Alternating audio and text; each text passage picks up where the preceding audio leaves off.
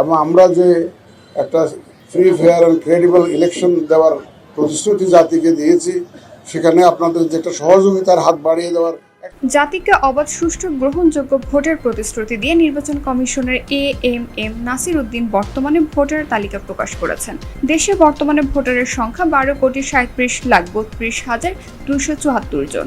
আজ রোববার 2রা মার্চ সকালে নির্বাচন ভবনের সামনে জাতীয় ভোটার দিবসের উদ্বোধনী অনুষ্ঠানে তিনি এ কথা বলেন।